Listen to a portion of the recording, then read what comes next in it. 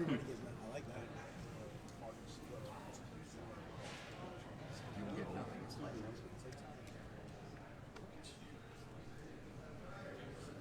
You.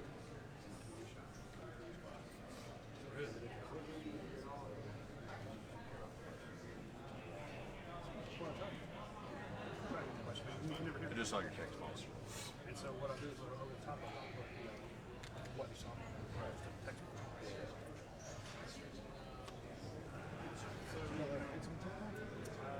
Last 2 days, 350,000.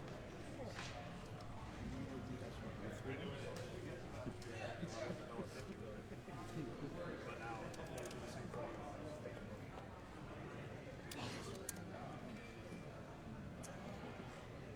You just read them all.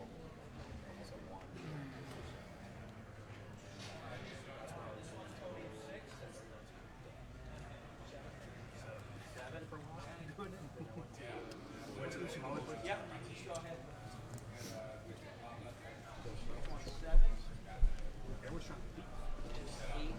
Hello, Warren. How y'all doing? Warren, how's it going so far? It's going good. It's fun.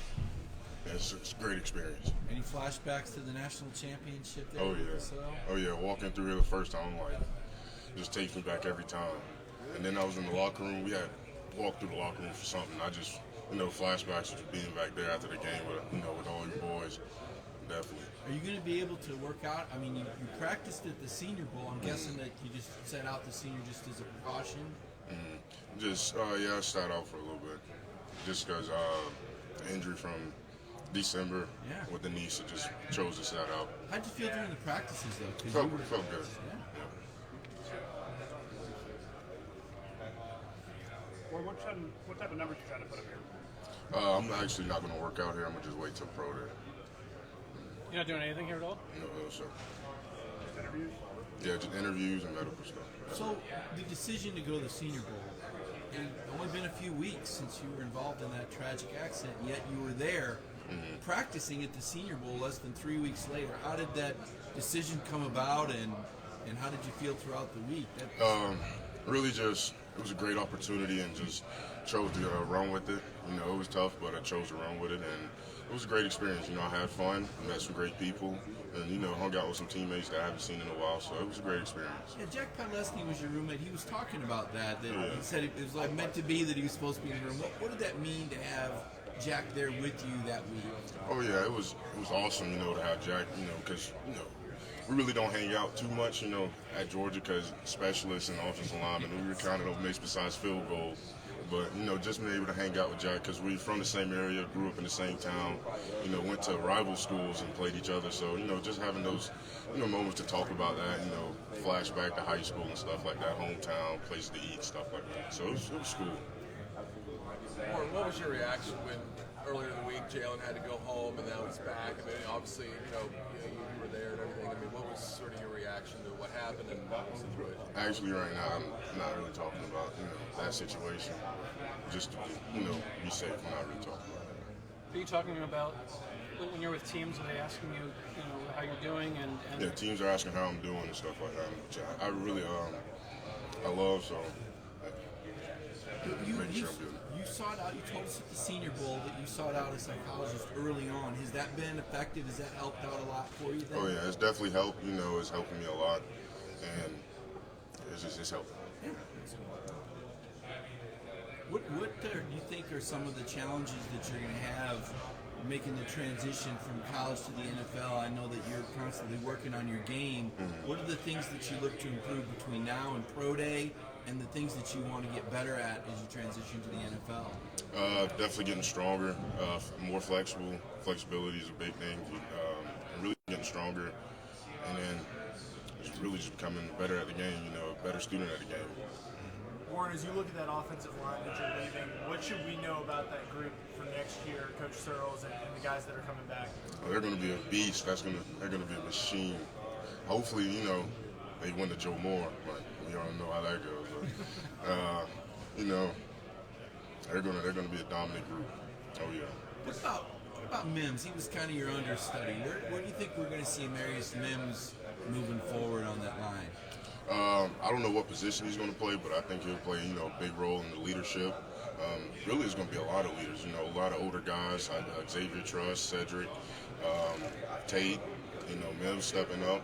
It's going to be a lot of leadership in that room, so it's going to be a good room for sure. What are some other tackles? I mean, obviously Mims will pencil in at one of those tackle spots, but who are 2 or 3 other names we might want to watch for out there? Ernest Green, he got injured throughout the season, before the season, so he sat out for a little bit, but he's coming back.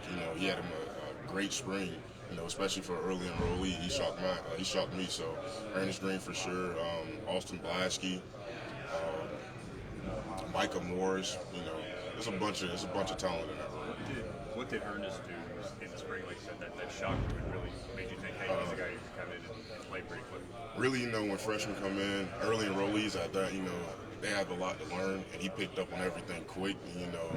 And his pass pro, you come in and you have to learn how to kick slide and stuff like that, and he had it down packed, day one when he first got in. So just seeing stuff like that and just little things like that, you're like, okay, he's gonna be good. Do you think teams see you strictly as a tackle? Has anybody talked to you about guard? Some teams are asking me if I play guard and if I'll be comfortable playing guard. I think I'm a tackle, but I'll play any position. How many teams do you think you met with this week? Around 12, 13. Maybe it was a couple tonight. Did any of those meetings stand out? Was there anything that maybe a team did? What was it? Did any of those really stand out? Was there anything a team asked you? Really, they all were kind of the same. No crazy question that any team asked me. They all were kind of the same, asked the same stuff. So. Warren, I think this is right. You're from a military family, right? Yeah. So what branch of service and what do you think you get, and what qualities do you think you got from growing up in a family with a military background? What was the branch? Oh, yeah, my dad was in the Navy. I had an uncle. He was in the Army. But just yes sir, no sir. That was a big thing. Discipline. Making sure the room was cleaned every day, chores were done, stuff like that. But it wasn't too hectic, It wasn't one of them dads that was like, you got to have the bed, pressed where I can throw a cord and it bounce up. It wasn't like that, but it was a lot of discipline stuff. The 37-game streak you had, I mean, were there some games where you really maybe weren't sure you could go? Because you're a guy that's kind of soldiered through a lot of nicks and bruises, I suppose. What was that streak like? What did that mean to you? Really, I didn't even know I had a streak. I knew I started a bunch of games, but I didn't know the 37 streak was until we got to LSU, going into Ohio State, and I was like, whoa, 37 straight. But just recovery. We have a great athletic training staff, so just getting in their recovery, and then really just when it's game time, just pushing through the small injuries. That's one thing you got to do to be on a good team. You can't have a little bruise and be like, I don't want to play. No, you got to push through it, or you got players behind you like Amarius Mims is ready to step up. You talked about the leadership that's going to be in that room next year. Were you surprised that Cedric came back? I knew he was on the border. I talked to him about. He called me a bunch about it. I told him, do what's best for you. Follow your heart. If you want to come out, come out. If you want to stay, stay. But if you stay, you're all in. You come out, you're all in. Once you make that decision, you can't be like, I should have did this, should have did that. What was your impressions of being around Mike Bobo for a year? At practice he was there, obviously. Do you have any good insight on the kind of coach he will be for this offense now? He was a great coach. He knows what he's talking about too. Just ask him a question and he'll just start explaining it. I'm like, oh. I was just asking about one thing, and he would just talk to you like he was a quarterback. I was like, oh, you kind of get lost a little bit, but he knows what he's talking about. He's a great dude, and he was fun to be around. What kind of questions did you ask him? Just because he was working with the tight ends a little bit, so I was asking, what would the tight end look at and stuff like that in certain plays. Warren, if you had to show a scout one game from your career to showcase your talents, what would it be? One game to scout. Auburn this year. I think it was a pretty good game. Tennessee, LSU until I got hurt. Yeah, probably. What makes those games kind of stand out in your mind? Just the way I played, the way the offensive line played, the way the team played. Really, just we all fed off each other. We all just played, excellent ball. What will you do at Georgia's Pro Day? O-line drills. Right now, I'm still trying to figure it out, but I'm thinking right now for sure O-line drills. But not running? I'm figuring it out. You had what 3 different offensive line coaches at Georgia, Yeah. right? So was there any downside to that, or do you think that was kind of a benefit to learn from 3 different coaches like that? Definitely was a benefit. 3 different offensive line coaches. You got to learn from 3 different coaches. Different technique stuff, different things to help you, tools like we call tools in your toolbox. Different things for different situations. So it was fun having 3. At the time, it was like, oh man, he's leaving, he's retiring. But at the end of my career, I was like, yeah, it was fun. Learned a lot. Have you had a formal interview with Washington? No. What were you doing? You were part of 2 championship teams. Mm-hmm. You started on both. Yes, sir. They played each other for the championship. Don't do me like that. Don't do me like that. I don't know. That would be a battle. Who would win? I don't know. At first, national championship just had a bunch of talent. That second, we just had a bunch of fight. So it's hard to tell. We had a bunch of adverse games where we fought back. I couldn't tell you. Where were you on the field goal that Ohio State attempted the last, I guess, as the clock was striking midnight? Mm-hmm. Take me through where you were and what went through your mind when that play was unfolding. Where was I? I think I was right behind the 50. I was just standing there watching it. And for some reason, I just felt it was off.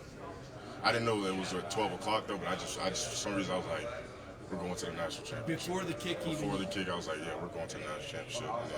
And then, we kicked it on the left, and I was like, yeah. Every place erupted. So it was cool to find out that it struck 12 right as that happened, too. So. Beal told us he threw his helmet. Does it surprise you that is that uncharacteristic for Robert Beal to do something like that, or is he the guy that would throw his helmet up? There's no telling, Robert Beal, he's quiet, but sometimes, he's outspoken, so there's no telling with him. What's the team getting in Robert Jones? What would a team be getting in Robert Jones? And somebody that's hard-working, somebody that's going to show up every day, he's really athletic, and he's a hard worker. When there were 5 first-round draft picks from Georgia last year, 15 overall, what do you think draft weekend's going to look like this year in terms of how many guys might go off the board, how many first-rounders? I don't know, There's been some crazy numbers put up this week, so I don't know who, I hope, we're do better than last year, but I don't know. You lined up next to Darnell Washington, so you got to see this journey from the guy that said he was embarrassed to watch tape of himself blocking to the guy that was manhandling people. Yeah. What was that like watching Darnell, and did you give him any tips or work with him at any point during his career to help him out? Tackles and tight ends, we work a lot, blocks and stuff like that, pass pro and chipping and stuff, and then seeing Darnell when he first got there to when he ended, he made a huge stride, maturity level, learning the game, him just became a beast, from that first year to that last year, he was just manhandling people, we'll pull him, he'll get out there, run, just throw people, so he just became a beast. Really, I didn't tell him, give him much advice, he just did it on his own. What were you dealing with in Mobile that you didn't play in the game? Was there something in particular? Was it a new injury? No, nothing. Just wanted to, didn't want to risk it. Yeah. Warren, have you met with any Tampa Bay Buccaneers at all during this week? No, sir.